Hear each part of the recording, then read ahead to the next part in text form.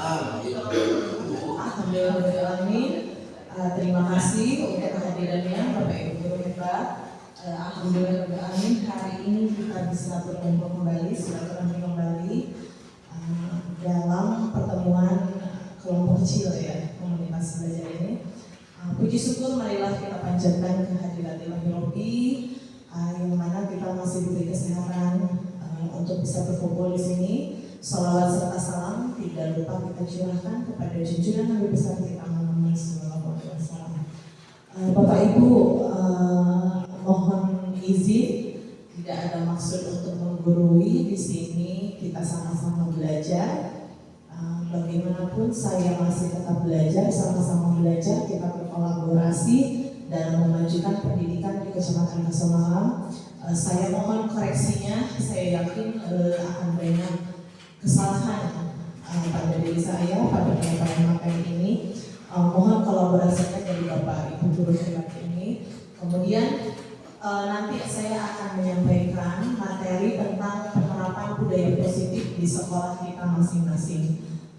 Saya harap ya dari penerapan budaya positif ini bisa diterapkan di setiap sekolahnya. Kemudian pembelajarannya itu berpihak pada murid, kemudian kita sebagai guru bisa menjadi menjadi atau mempunyai peran sebagai pelopor.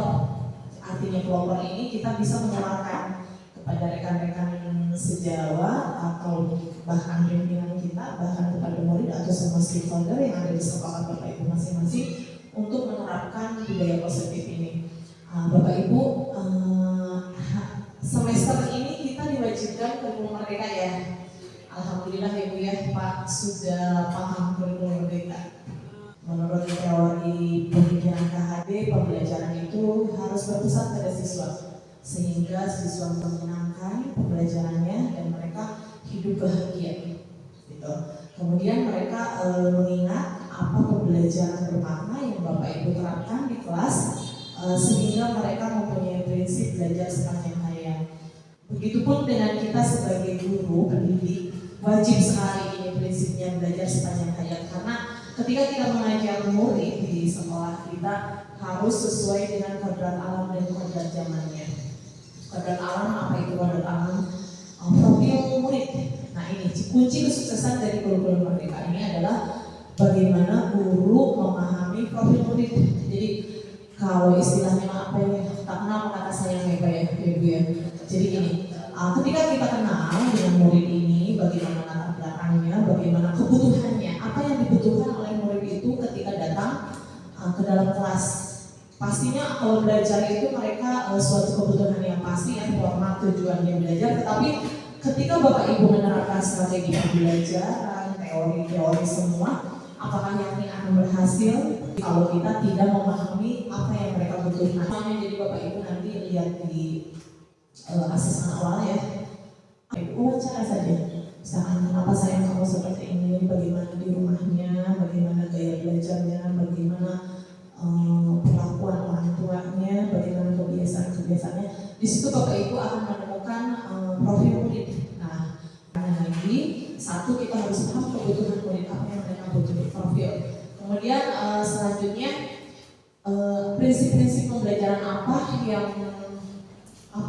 yang mensukseskan implementasi kurikulum merdeka ini. Bapak Ibu harus paham apa yang harus diperbaiki, dilakukan ya di kurikulum merdeka ini, dan apa yang harus ditinggalkan. Gitu. Jadi nanti saya share video materi-materinya, Bapak Ibu boleh mempelajari lebih dalam bagaimana strategi dalam implementasi kurikulum merdeka. Selanjutnya yaitu peran kita sebagai guru. Nah ini kita menentukan visi dulu Bu, visi sekolah. Tidak merubah di satuan pendidikan yang sudah ada, tetapi kita perubahan. Jadi motivasi Bapak Ibu di sekolah ini ingin apa, ada perubahannya. Jadi misalkan gini, satu kesepakatan kelas dengan kesepakatan sekolah akan berbeda. Tidak serta-merta kesepakatan sekolah Bapak Ibu terapkan di kelas tidak berbeda.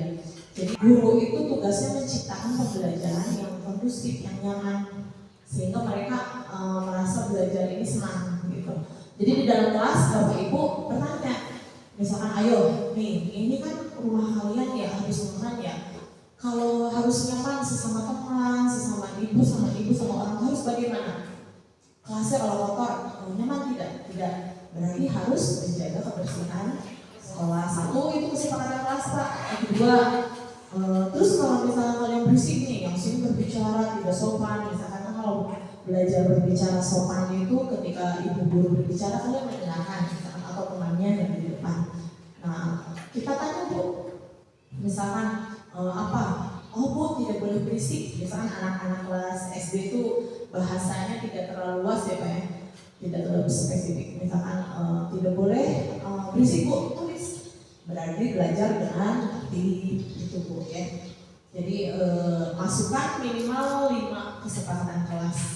Kalau artinya dulu itu peraturan ya Bu ya. Kalau sekarang kesepakatan.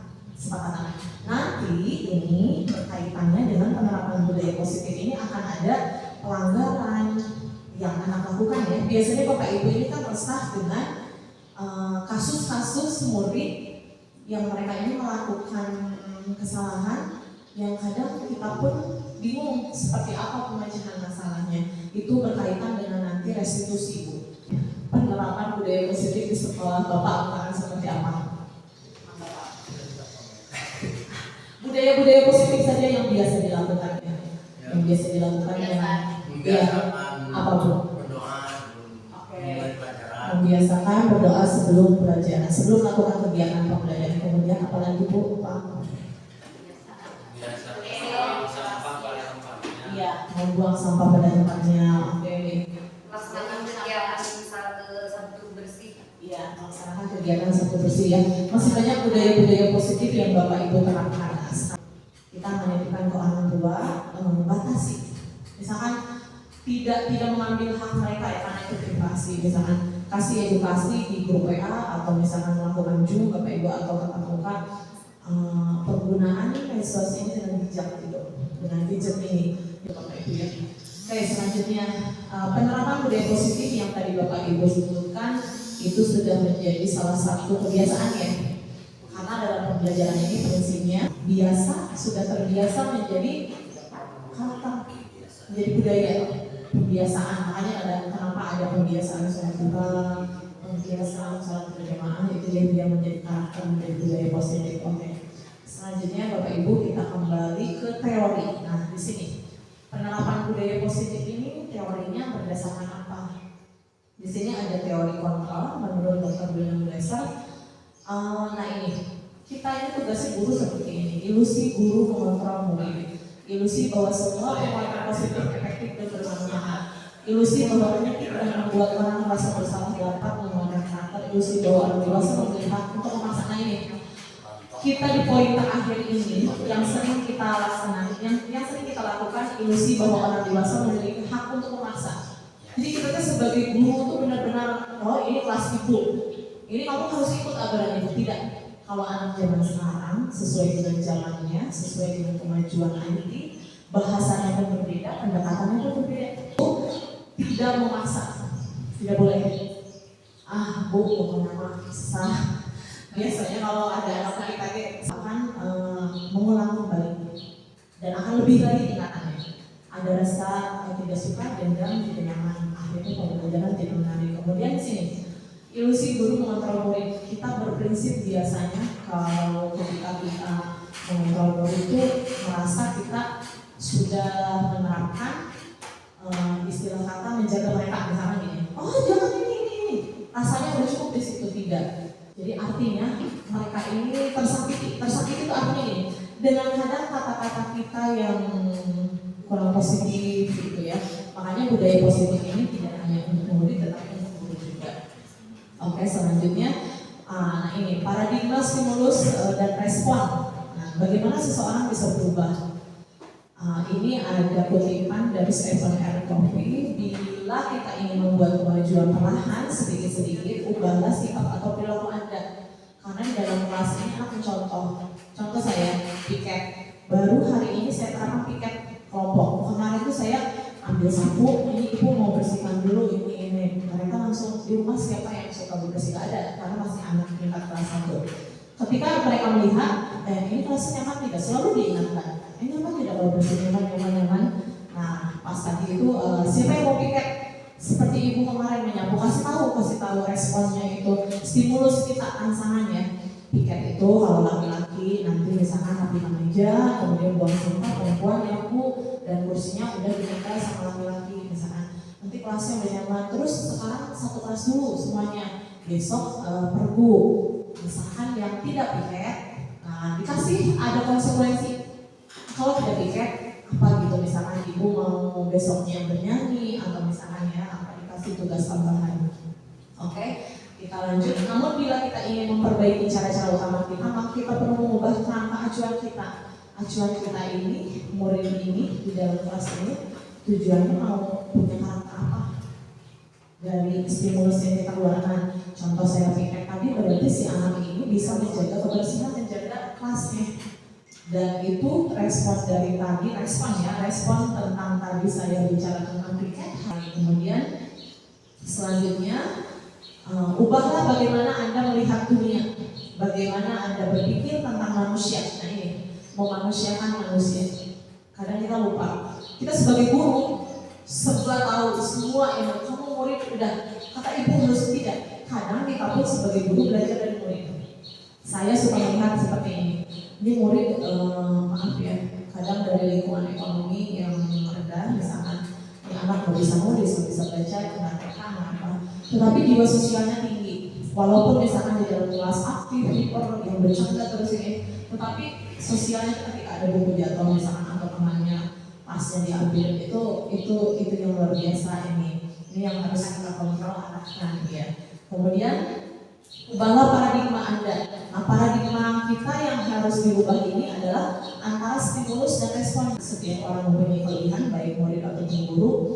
Nah, di situ dari kelebihan itu kita munculkan.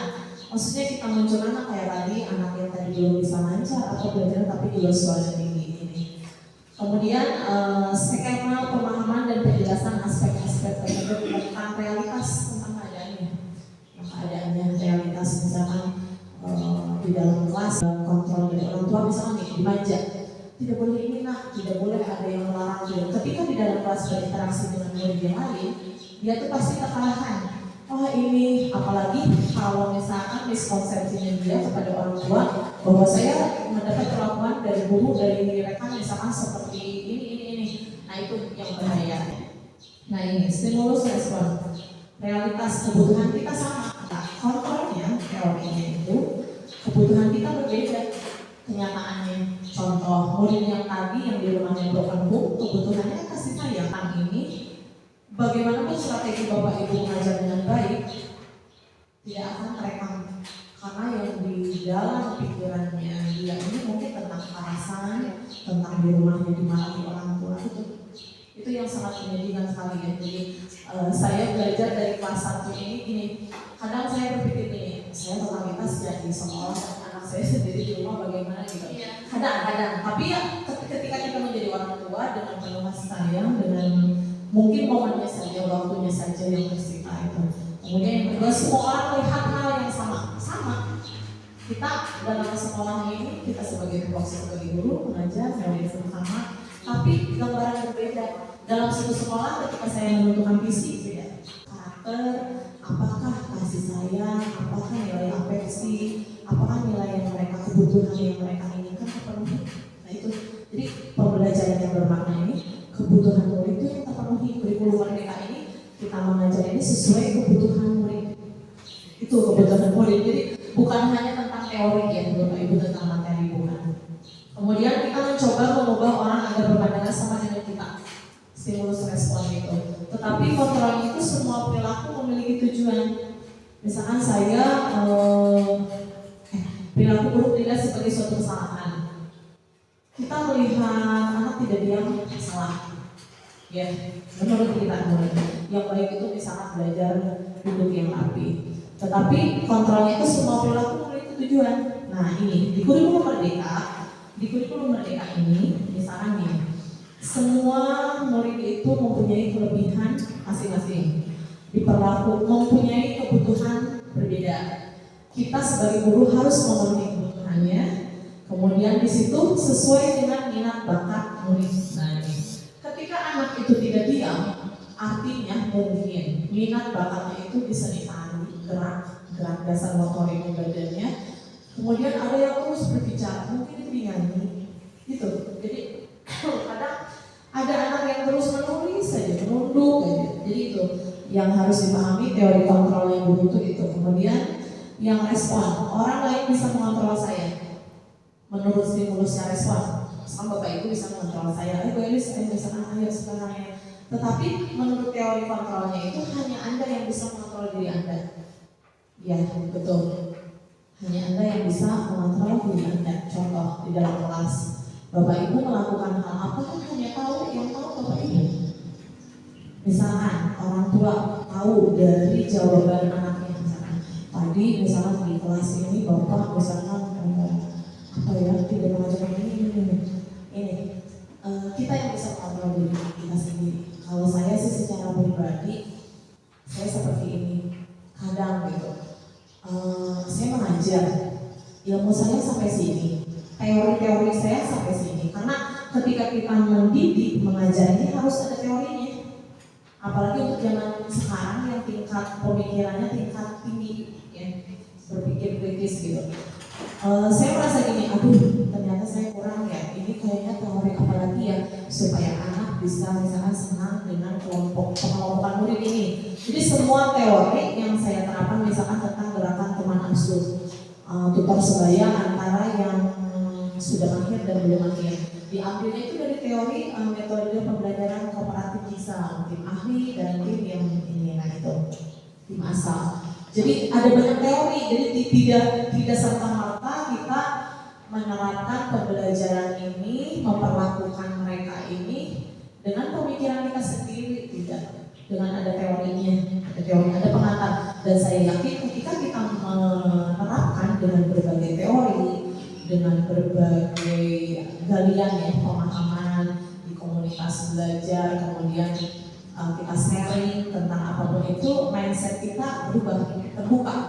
Jadi kalau ibarat apa itu dicas sudah lemah, dicas lagi. Saya yakin ketika sudah pertemuan ini mungkin merasa gini, orang lain berada di zona tidak nyaman, bisa tidur siang, bisa main, bisa apa. Bapak Ibu misalnya tidak nyaman, harus berdengarkan, harus. Tetapi besok mungkin di 1 hari, 2 hari, 3 hari ada satu momen Bapak Ibu nanti itu saya juga seperti itu ya Bapak Ibu. Kemudian selanjutnya pemaksaan ada pada saat bujukan gagal, stimulusnya. Sementara teori kontrolnya kolaborasi dan konsensus menciptakan pilihan-pilihan baru ini yang saya terapkan sekarang. Saya selalu berkolaborasi dengan rekan saya Dunia. Di sini kan pemaksaan ada pada saat bujukan gagal. Ketika kita menghadapi stimulus respon murid ya, kan gagal ya. Misalnya saya ini masih aja seperti saya masih ya. Nah saya begini, nanti ibu hadirkan guru ke sini sampai loh datang ke kelas. Nah itu jadi menunjukkan mereka bahwa kita ada kolaborasi dengan guru lain. Selanjutnya, ini makna kata disiplin dari tadi pembiasaan ini Bapak Ibu menjadi karakter ya, menjadi budaya. Setelah karakter ini kan misalnya contoh SDN sosial mempunyai karakternya misalnya anak-anaknya mandiri misalkan. Nah itu udah disiplin, artinya kan kalau karakter udah budayanya di SMP kalau Bapak Ibu bisa masuk, anak-anaknya udah mandiri gitu, jadi udah budaya itu sudah tidak bisa dipisahkan antara dari karakter itu. Nah sekarang saya tanya, disiplin itu apa Bapak Ibu? Aturan, apalagi Bu?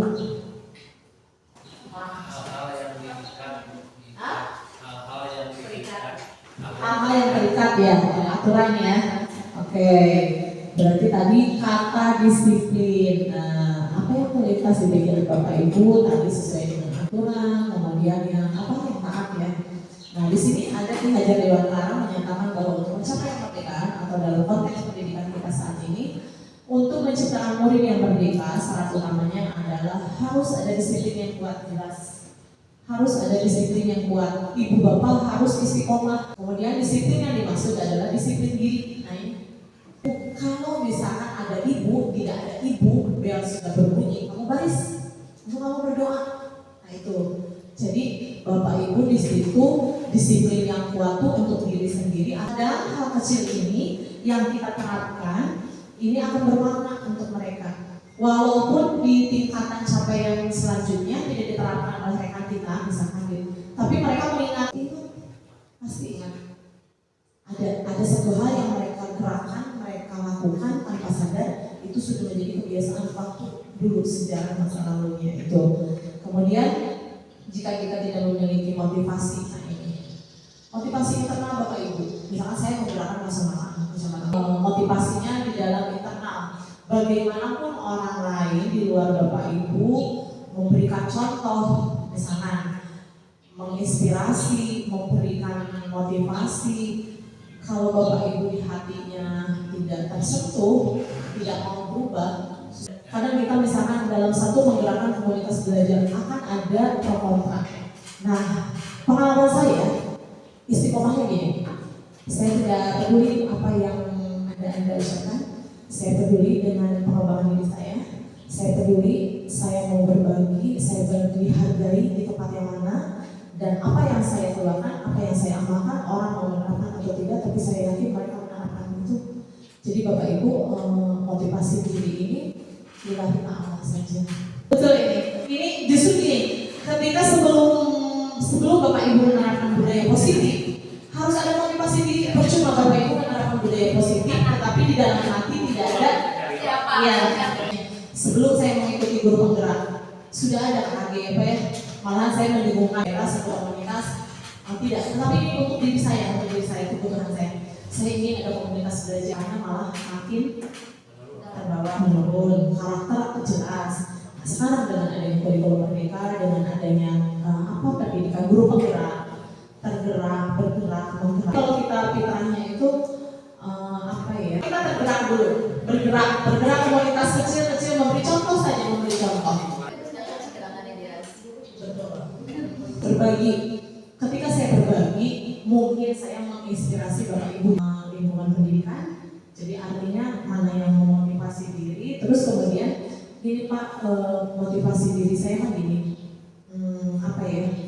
Allah selalu memudahkan jalan saya, tapi ujiannya banyak, lebih Bapak Ibu. Tapi saya yakin manusiawi kalau kita menangis, resah, gelisah, karena kita punya kehidupan yang lainnya di rumah dengan berbagai masalah ya. Nah itu karena kita hidup sosial. Tetapi saya selalu meyakini, kayak gini, saya selalu, contoh kecil saya ke Bumia dulu berjualan nyaman, sampai beliau ini udah banyak hasilnya, sudah bisa rapot, sudah bisa bagaimana mengelola sedikit-sedikit, bagaimana mungkin sudah mulai mengikuti jejak saya, mengikuti daftar ini, percaya diri ya, karena itu pengembangan. Kalau kita tidak percaya diri, mengembangkan diri, artinya segini juga. Mau kurikulum berubah, mau Bapak menerapkan program apapun di sekolah, ya itu muridnya berhasil tidak, kalau muridnya tidak berubah, itu ya Pak ya. Jadi sekarang ini saja kita tidak fokus untuk rekan-rekan atau misalkan di luar diri kita, tetapi itu diri kita sendiri. Sepakat ya Pak, janji pada sadar gini Pak, istiqomah sih. Artinya gini saya, motivasi diri itu satu niatnya lillahi ta'ala, kedua action. Tindakan itu sama Pak, saya pernah di Batam di Tanjung Balai Karimun, saya mengajar di yayasan itu tuh Insani Cendekia, itu muridnya itu perbatasan Singapura, itu 15 menit ke Singapura, terlihat perbatasan. Muridnya itu dominan Malaysia, sama Indonesia, Singapura. Di situ guru-gurunya Batam ada berapa, 42 SPT. Itu Pak. Bu Elis macam apa kadernya, suaranya lembut seperti itu, lemah berdaya gitu ya. Saya tuh nggak dikasih kursi Pak, saya nggak dikasih kursi, diuji mental saya. Terus saya bilang ini, ya mohon maaf saya dari Jawa, saya seperti ini, Ibu mohon. Jadi saya gini triknya, saya tuh udah mau nangis ya, udah yang gak kuat, tapi saya gini triknya, Ibu mohon bimbingan dari Ibu, saya mau belajar dari Ibu. Nah ini berkaitan dengan tadi teori tadi yang Bapak ceritakan ya, motivasi perilaku manusia. Nah, untuk menghindari ketidaknyamanan atau hukuman, kadang manusia itu titiknya itu ingin nyaman, tidak mau tidak nyaman. Sekarang gini Pak Bu, yang nyaman dan yang tidak nyaman. Yang tidak nyaman belajar terus, yang mana itu tidur siang, jalan-jalan. Ini motivasi perilaku manusia ini kadang ini untuk menjadi orang yang mereka inginkan. Bapak Ibu ini tidak apa sih? Ya, soalnya menjadi guru. Saya ingin menghargai diri sendiri. Waktu tersita badan ini tidak istirahat. Saya ingin menghargai diri sendiri. Walaupun orang lain tidak menghargai tidak masalah. Saya menghargai diri sendiri gini Bu. Ini momen, ini waktu ini sebentar nih. Ini misalkan 3 jam. Saya 3 jam tidak mau rela dengan yang tidak bermanfaat. Saya coba ini isi ini, saya coba ini isi. Kemudian nilai-nilai yang saya percaya apa? Ketika saya menggali, misalkan saya ikut sekarang berbagi seperti ini, nilai-nilainya apa yang saya gali? 1, sangat berbagi seperti amanah. 2, misalnya ilmu ini melakukan kebaikan sekecil apapun. Yang paling penting motivasi diri dari internal, dari eksternal. Bapak Ibu mau mendapatkan motivasi eksternal, bergabunglah dengan itu. Saya tidak. Artinya gini, bergabung dengan ahli bisnis misalkan tidak jadi masalah. Misalkan semenarik apa saya menghadirkan webinar, menghadirkan komunitas belajar dengan program yang sangat bagus, mungkin di daerah lain mas sudah dijalankan dengan banyak hasil. Kalau Bapak tidak ada motivasi diri untuk itu ya Pak, jadi itu sharingnya. Kemudian kita kembali dalam penerapan budaya positif ini, ada hukuman, konsekuensi dan restitusi yang tadi. Jangan salah tentang hukuman, konsekuensi dan restitusi. Adakah perbedaan antara hukuman dan konsekuensi? Bapak Ibu, ada tidak? Ada. Oke. Bila sama, di mana perbedaannya? Bila ada. Hukuman itu apa? Konsekuensi apa? Kalau hukuman itu bentuk dari pelanggaran. Pelanggaran. Hukuman kalau Konsekuensi apa yang harus. lakukan, Ya, oke. Bila beda, ada yang menjawab beda? Di mana perbedaan? Ini beda yang tadi. Kalau sama, ada yang tidak menjawab sama ya. Oke. Kita lihat Bapak Ibu. Nah, sebentar. Kita belajar tentang hukuman, konsekuensi dan restitusi. Menurut Alvin, penghargaan maupun hukuman adalah sasaran motor perilaku seorang yang menghancurkan potensi. Nah ini Kalau restitusi itu apa Bu? belum. Belum. Nanti selanjutnya ya. Ini nanti dari solusi dari hukuman dan konsekuensi. Nah ini Bu, cara-cara mengontrol perilaku seseorang yang menghancurkan potensi. Karena potensi anak ini minat, bakat, dia keinginan yang lebih kecil ibu teh, kamu mah Cici. iya, sudah, itu sudah. Ibu besoknya mending kalau anak itu lupa dengan tidurnya, dia lupa.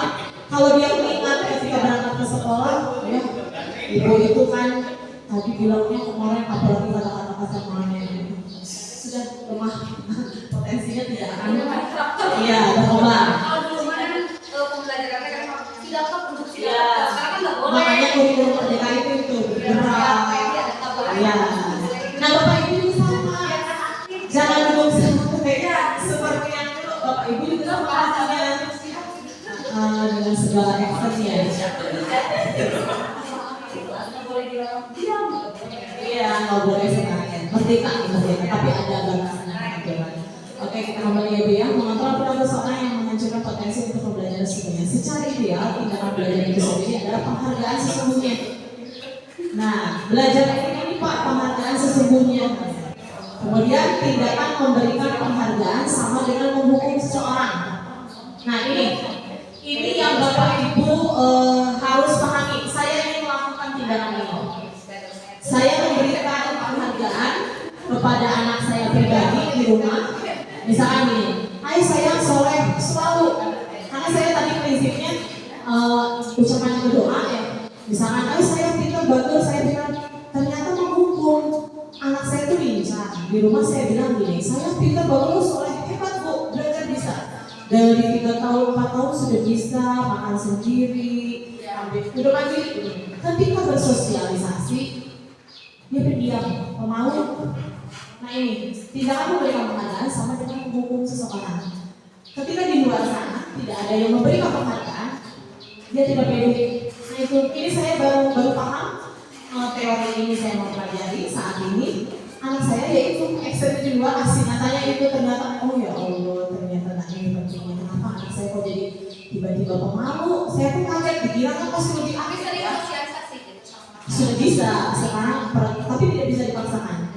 Dia mencerna dulu, dia melihat Ya, jadi pertama biasanya introvert ya. lihat dulu lingkungannya. Iya. Karena kan di rumah itu dia nyaman dengan penghargaan, dengan berbagai penghargaan dia melakukan sesuatu. Ketika keluar tidak ada, bukan berarti tidak ada menghargai, tidak ada kata-kata itu yang didengar. Jadi artinya kok seperti ini, tidak seperti ini. Jadi pengaruh jangka pendek dan jangka panjang penghargaan tidak efektif, merusak hubungan penghargaan, mengurangi ketepatan, kemudian menurunkan kualitas. Nah ini menghukum motivasi dari dalam intrinsik. Jelas ini anak saya mengalami ini restitusi yang berat tadi. Nah dari hukuman dan dari tadi konsekuensi ini muncullah restitusi ini yang harus Bapak Ibu laksanakan. Restitusi itu sebuah pendekatan untuk menciptakan disiplin positif. Karena saya yakin dari tahun-tahun anak itu seperti itu terusnya. Kenapa ya? Itu ini restitusi kita bedah ya Pak. Pembentukan keyakinan sekolah atau kelas yang tadi Pak yang dimaksud itu ya bahwa keyakinan kita kesepakatan. Oke, sebelum nanti sebentar, nanti ada ya. Betul semangat ini. Oke, nah ini sebelum melakukan eksekusi Bapak Ibu harus meyakinkan dulu pembentukan keyakinan kelas. Ya, contoh di belakang itu tulisannya lebih betul kan? Keyakinan kelas atau kesepakatan kelas yang sudah disepakati oleh anak-anak. Murid maunya apa di dalam kelas. Kemudian prosedur pembentukan keyakinan kelas seperti tadi Pak ya. Semua bahkan Bapak Ibu bisa melibatkan mengkolaborasikan dengan orang tua mau seperti apa ini ya. Terus orang tua bisa dihadirkan guru mereka, guru tamu ya, itu. Nah ini contoh keyakinan kelas dengan siswa. Nah ini perlu selalu bersikap positif senantiasa. Kenapa? Boleh. Iya. Ketemu kasus ya Bu ya, anak satu gitu dia orang tuanya itu broken ya, dia hidup sendiri di rumah. Terus bapaknya juga kerja, dia tinggal sama bapaknya, nggak pernah ngerjain tugas karena memang sama sekali nggak punya motivasi di rumah juga gitu, dia sendiri. Ya tugas pun nggak pernah masuk gitu. Di sekolah juga sering murung, paling tidur gitu di sekolah. Karena ayahnya itu datang katanya pulang kerja itu jam 6. Ibunya lagi gitu ya. Dia tinggal sendiri sama sekali nggak ada motivasi gitu. Masuk tugas Pasti Ibu bagaimana strateginya? Iya, ya kami juga ini gitu supaya motivasi sudah berkali cara saya lakukan, kasih perhatian sering, tapi tetap saja dia sudah istilahnya memang berarti ini ada pelanggaran ya, pelanggaran di dalam kelas, anak malas belajar, kemudian tidak ada motivasi. Iya. Masuk strategi Ibu bagaimana kita supaya anak itu muncul sedikitnya motivasi dulu gitu. Nah ini tadi yang saya jelaskan kebutuhan. Nah kebutuhan kata Ibu kan tadi proses orang tua itu berpenuh, tidak ada yang membimbing, tidak ada yang memperhatikan. Kira-kira kebutuhannya apa sih? Kasih sayang. Iya, kasih sayang. Nah, sudah Bu repot kunjungan ini mengapa kasih sayang? Boleh saya gitu. Iya, boleh.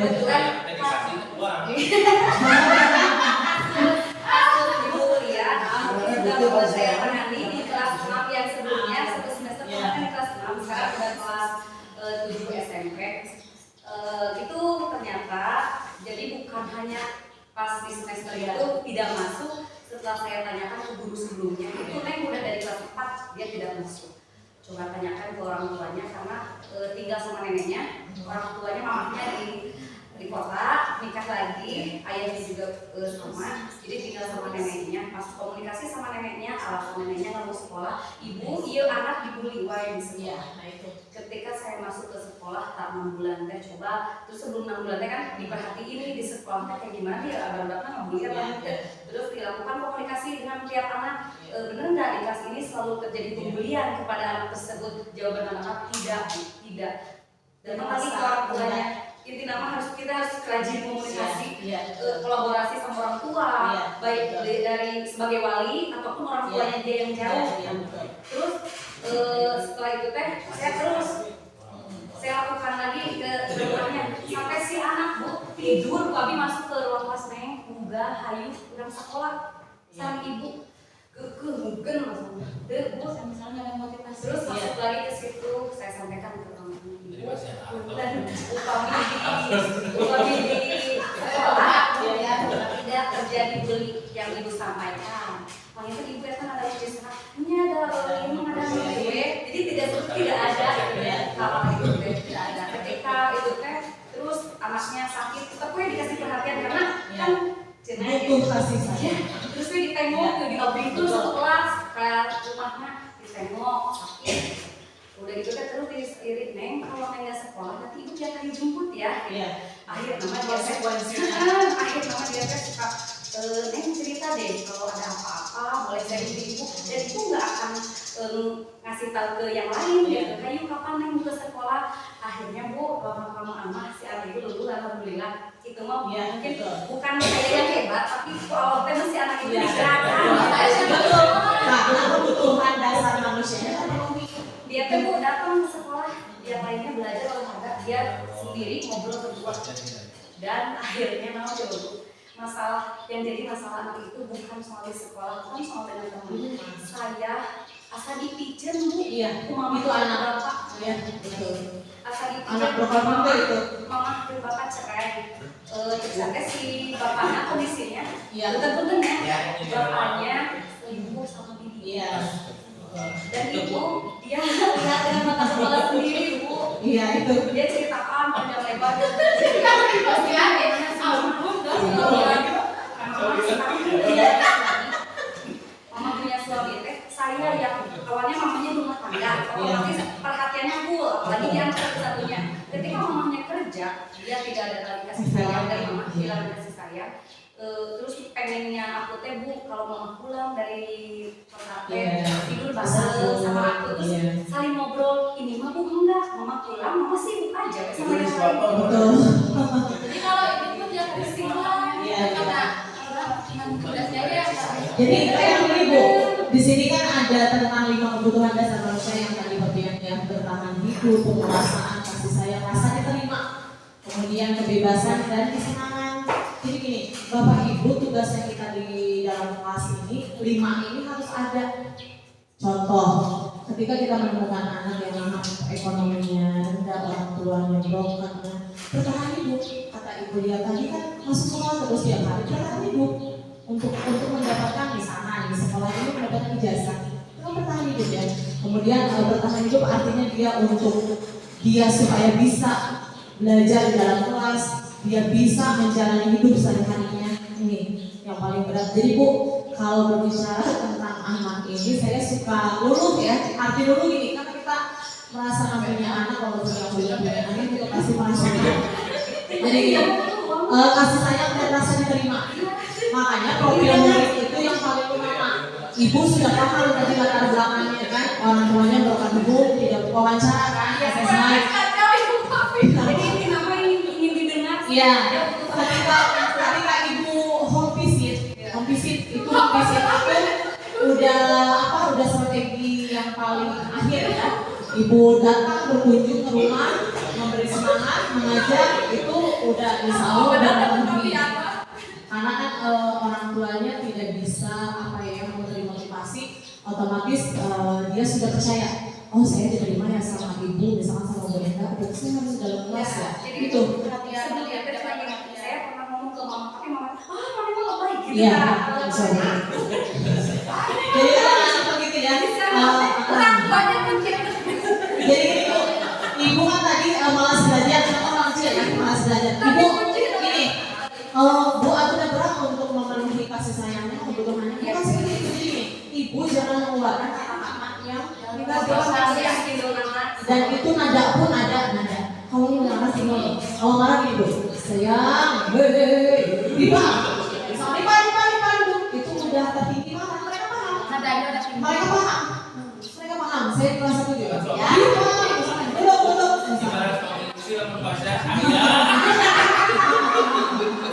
Emang benar. Ini kadang hal sepele, tapi udah saya alami. Saya dulu ada kelas 6 gitu, kegeeran apa lagi. Ada yang udah mungkin bubar tapi dia tahu karena ingin belajar. Berarti ini mah bisa selesai pakai tangan ini pakai Pendekatannya Bapak Ibu panggil. Mungkin ini pulang sekolah ke ibu ya di kantor. Sayang, kenapa misalnya males? Kan nanti ada wawancara tuh ya. Kenapa males? Tapi belajarnya kok tadi nggak semangat, kenapa? Misalkan ada apa? Cerita kan? Nah sekarang gini, kamu kasih ceramahnya tentang hidup bu. Walaupun kamu orang tuamu seperti ini, ibu orang tua kamu. Gitu. Setidaknya besok aku nulis ya, nulis ibu harap satu kali saja.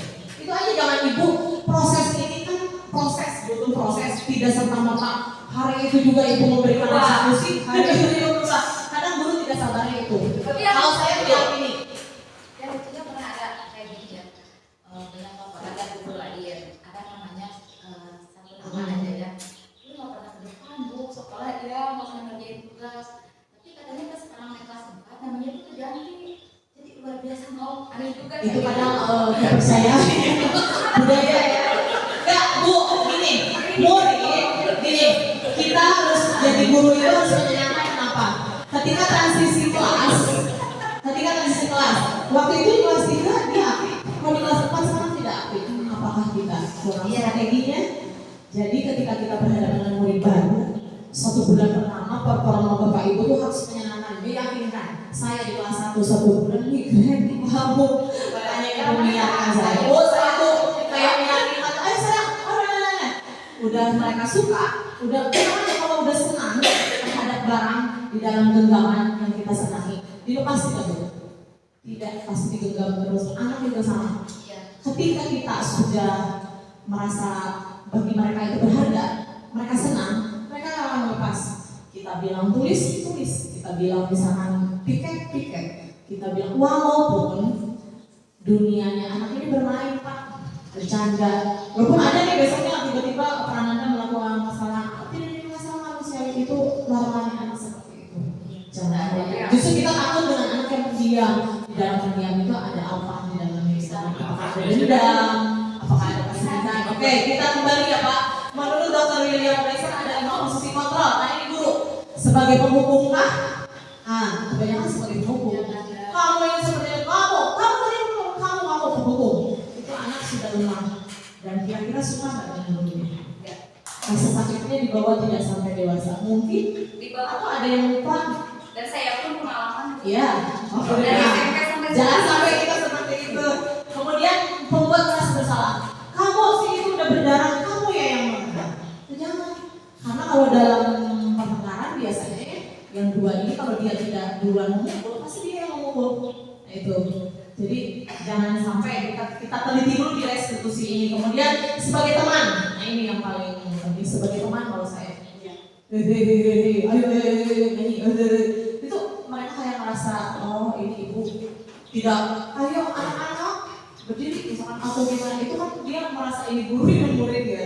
Kemudian sebagai pemantau, nah itu tadi pemantau ya bagaimana keluarganya. Nah sebagai manajer kayak Bu Endah tadi gampang kayak manajer kan, ayo kamu sekolah bangun teman. Nah ini manajer itu sudah tingkat paling tinggi. Manajer paling tinggi bu, ini paling tinggi.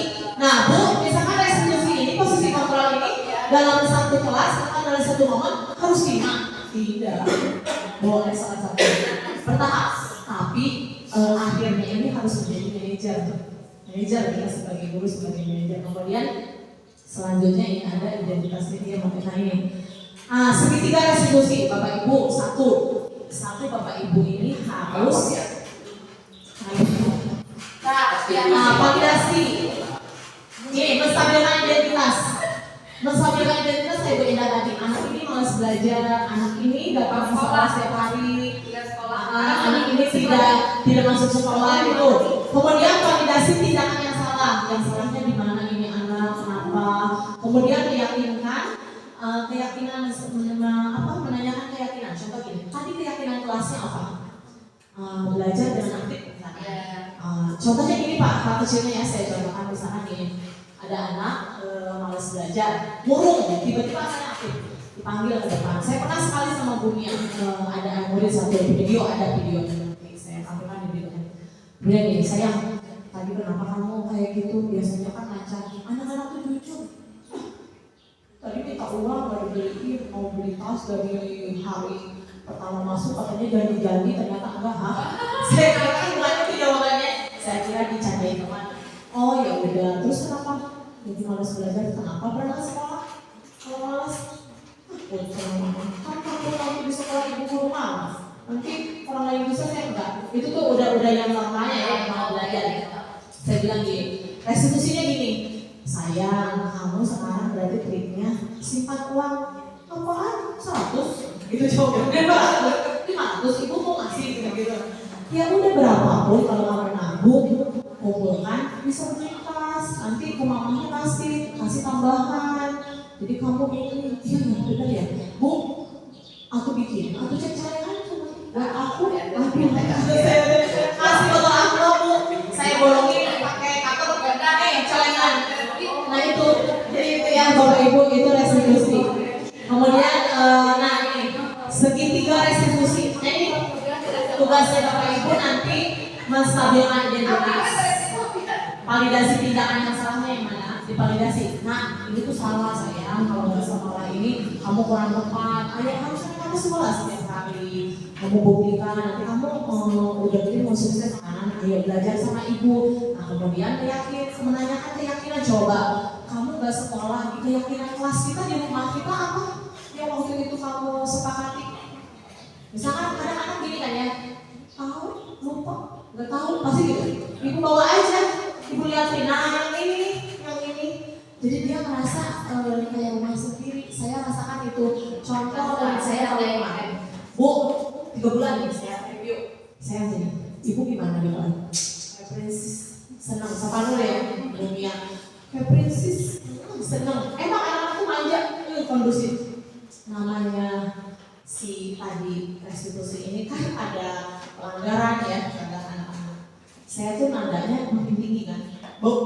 Kalau kata anak, ibu masuknya tentara ya. Besoknya. Oh, maksudnya mereka menilai dari nada bicara saya. Kalau sudah lewat itu kan saya mungkin ada konsekuensi ya. Ketika 3 bulan kan saya memanjakan mereka 3 bulan. Tidak ada konsekuensi kan, boleh melakukan apapun. Ayo sayang ini terus. Ketika selewat 3 bulan 1 semester itu kan saya punya tujuan. Anak ini harus bisa apa. Di situ saya ada konsekuensi. Kamu kalau melakukan ini harus seperti ini. Konsekuensinya ini. Mereka tuh merasa tegas gitu. Pas terakhir gue di semester 2 sini. Sebentar lagi kamu naik kelas. Bu gimana? Apa? Kayak nenek sihir yang di TV yang bawa sapu kalau terbang. Menakutkan Pak. Jadi tapi menurut mereka ini, di pikiran mereka sudah mengimajikan saya seperti itu. Artinya mereka bermakna. Coba Bapak Ibu kalau ditanya di sana, Bapak siapa? Bapak mau baik, Bapak kan sayang sama saya. Anak itu berkata jujur, imajinasi itu. Mereka mengimajinkan sesuatu itu dari proses. Kalau misalkan mereka itu karena takut, takut kita pimpinan. Ibu bagaimana? Pasti ibu tuh baik. Nah itu. Jadi ketika mereka mengimajinkan kita, belajar itu bermakna. Ada makna yang berbeda. Bukan berarti bermaknanya bahwa saya itu mengajarkan mereka sesuatu hal yang tidak baik semua, bahwasanya tidak. Tetapi dari alur kita memberikan restitusi ini. Karena di dalam restitusi ketika mereka ini, berarti harus seperti ini. Terus mereka ya udah Bu. Jadi sesuatu hal yang menakutkan tapi mereka menjadi disiplin, budaya positif. Murah kali katanya dari dulu gitu kan. Lihat sekecil apapun perubahan mereka hargai. Kadang kita menzezir pada anak tiba-tiba ini tadinya nilai A menjadi E. Kadang nilai 2 ingin langsung naik kelas menjadi 5 tidak. Dari 2,2 hargai itu. Ada Ya, oke. Selanjutnya ini Ibu Bapak. Jadi tadi restitusi. Jadi penerapan budaya positif ini yaitu tentang restitusi yang harus Bapak Ibu kembangkan. Jadi ketika ada masalah pelanggaran hukuman, kasih konsekuensi. Bu, dan tetap tidak berubah ini anaknya dari tahun lalu kasih restitusi. Tadi menstabilkan identitas, apa salahnya, kemudian tindakan yang salah yang mana. Kamu tuh ini kurang baik, saya yang baik ini. Kemudian menanyakan keyakinan kembali lagi. Nah, kira-kira Bapak Ibu kalau tidak membuat keyakinan, pasti kita mau menanyakan apa? Anak itu tidak punya identitas. Kalau sudah ngomong saya gini, diam, ayo, apa yang kalian langgar? Itu Bu ya, main-main itu belajar nggak tertib ya Bu ya? Nah itu ya Bapak Ibu, terima kasih. Mudah-mudahan pertemuan kita hari ini membawa berkah. Mudah-mudahan Bapak Ibu mulai saat ini lebih semangat lagi, motivasi dirinya melebihi saya. Amin. Kemudian Bapak Ibu ingin menerapkan, mari kita sama-sama melakukan perubahan transformasi pendidikan ada di tangan Bapak Ibu, tidak untuk hal yang perintah dari atas tetapi dari bawah, hal kecil yaitu dari Bapak Ibu. Lakukan yang terbaik sekecil apapun, hargai perubahan-perbaikan itu, dan kita wajib menghargai diri sendiri yaitu dengan menerapkan nilai-nilai apa yang akan kita capai.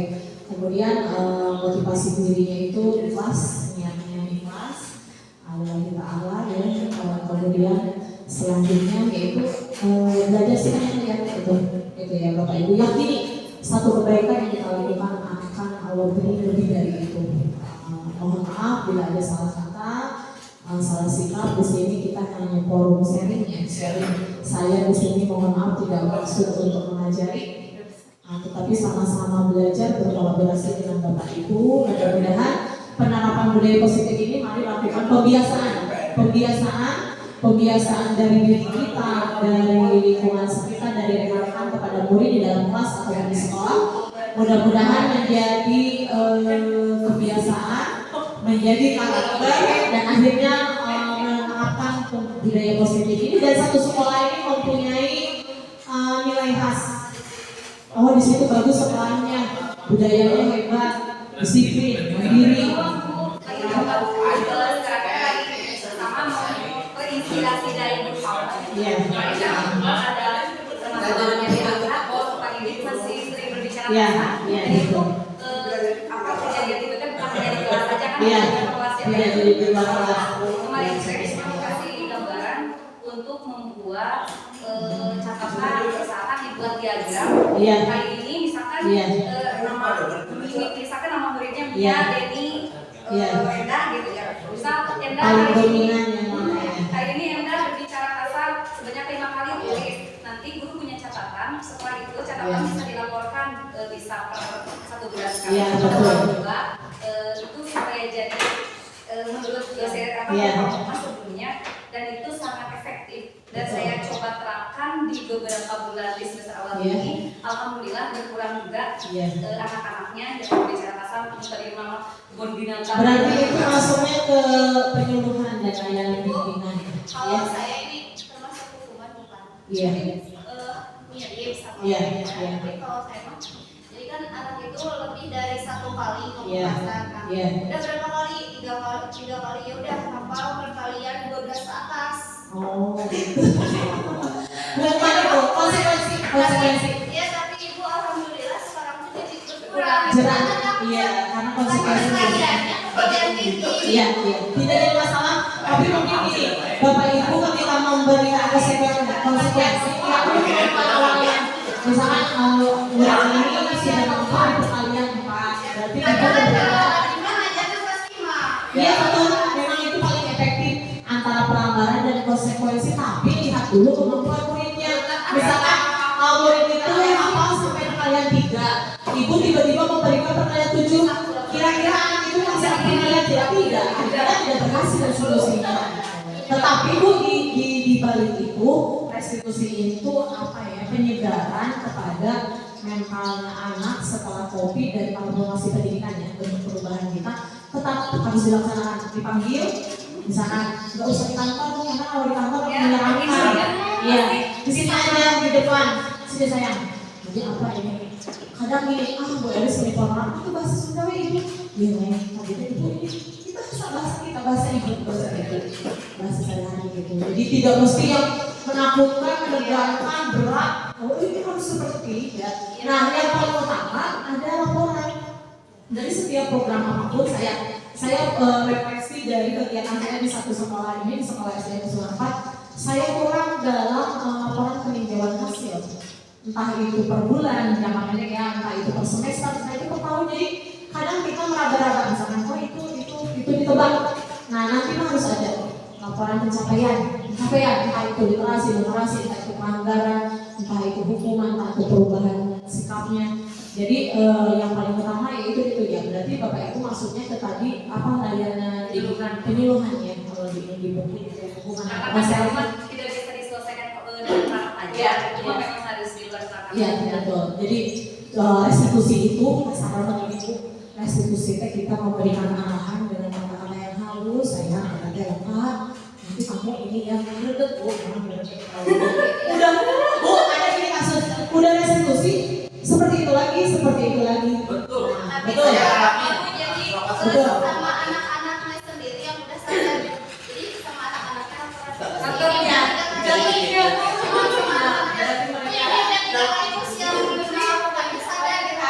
Nah itu, jadi kuncinya itu dalam melakukan kesalahan ada kesadaran hasil. Iya. Kan si anak sendiri gini, iya Bu tadi keceplosan Bu gitu. Iya. Mungkin. Hasil feedback dari restitusi ini ada kesadaran diri. Nah kalau Pak Ari misalkan sudah restitusi Bu, itu lagi misalkan berlaku. Restitusinya coba dengan kolaborasi dengan yang lain Pak. Karena kan beda, misalkan dengan DPA, DBP, sayang. Padahal pada saat itu kan pasti sama ya kesalahannya. Sayang. Kita ngasih kolaborasi dengan DPA, DBP, Pak, atau hasil gitu ya. Atau menghadirkan guru lain pun, atau menghadirkan lebih tinggi kepala sekolah biasanya gitu ya. Bu ambil 1 tahun kemarin kasusnya itu kebalikan dari Ibu Enda, dari Ibu Lia gitu. Terlalu aktif. Dia aktif, super aktif. Kalau dia sih nggak ada masalah kalau untuk bicara itu. Cuma dalam aktif itu suka ini, mulutnya gimana, terus Betul, itu berarti Pak. Dia ada rasa penguasaan diri karena dia itu merasa pihak, merasa mampu di atas rata-rata temannya. Kemudian dia merasa aktif ya. Jadi ada penguasaan jaya terhadap teman, mengambil hak orang tanpa bicara atau permisi. Itu restitusinya bagaimana? Mengambil hak orang tapi retribusi. Retribusi begini Pak. Kelas lain tugasnya oleh guru ini kita kasih, kita yang tangani itu Pak. Ini restitusi. Jadi gini, Pak Ari contohnya gini.